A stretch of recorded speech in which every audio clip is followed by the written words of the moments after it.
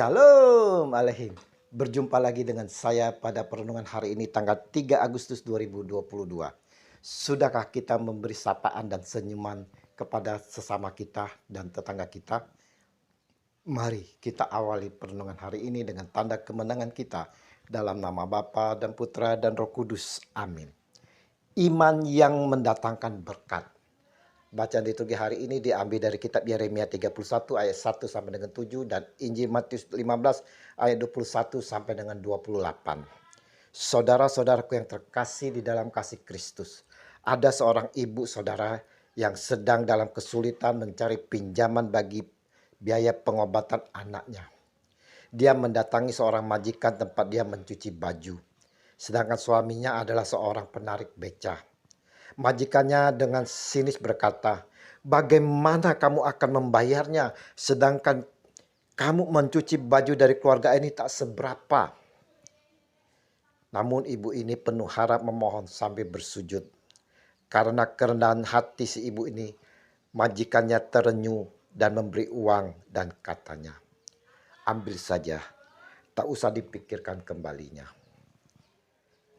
Saudaraku yang terkasih, seorang putri Kanaan dalam Injil hari ini pun berseru kepada Yesus, "Kasihanilah aku ya Tuhan, anak Daud, karena anakku perempuan kerasukan setan dan sangat menderita."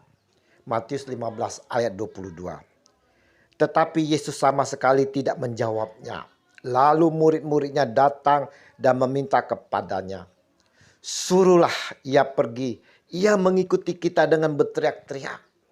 Jawab Yesus, "Aku diutus hanya kepada domba-domba yang hilang dari umat Israel." Matius 15 ayat 23 sampai dengan 24.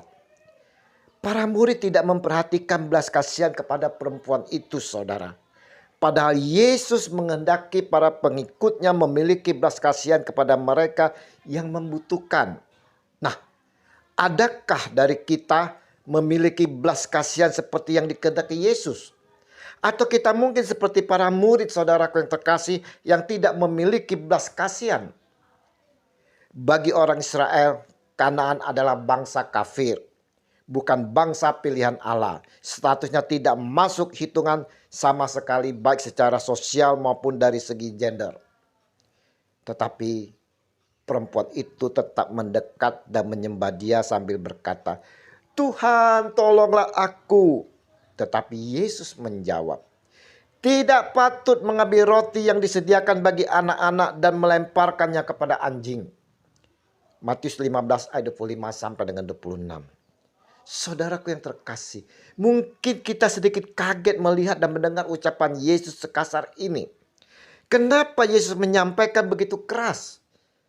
Apakah si putri ini tersinggung? Di sini Yesus menyamakan putri Kanaan seperti anjing, saudara, karena latar belakang status sosialnya. Tapi Yesus ingin menguji iman dari si putri Kanaan ini. Kata perempuan itu, "Benar Tuhan, namun anjing itu makan remah-remah yang jatuh dari meja tuannya." Matius 15 ayat 27. Luar biasa, saudara. Luar biasa jawaban si putri yang penuh iman ini. Permohonan dalam iman sangatlah diperlukan oleh kita sebagai pengikut Kristus, saudara.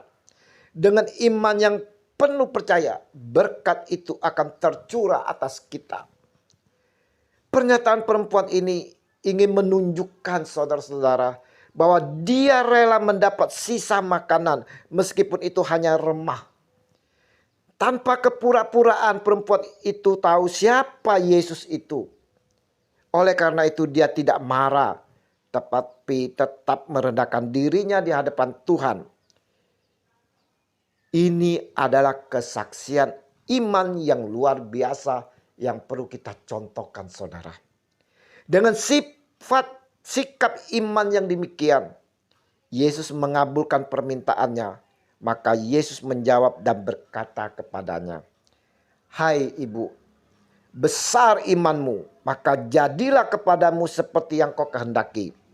Dan seketika itu juga anaknya sembuh. Matius 15 ayat 28.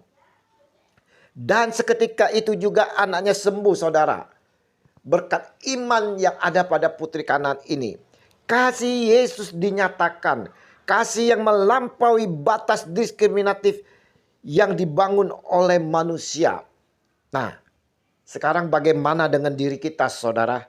Maukah kita merendahkan diri di hadapannya dengan mengalami kasih-Nya yang tanpa batas? Putri Kanaan ini beroleh berkat di mana anaknya disembuhkan. Bukan itu saja, saudara yang terkasih. Putri Kanaan juga memperoleh berkat keselamatan dari Tuhan.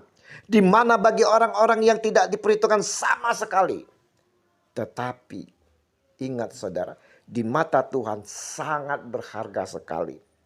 Perenungan hari ini mau mengajak kita sekalian untuk merefleksikan diri kita, saudara.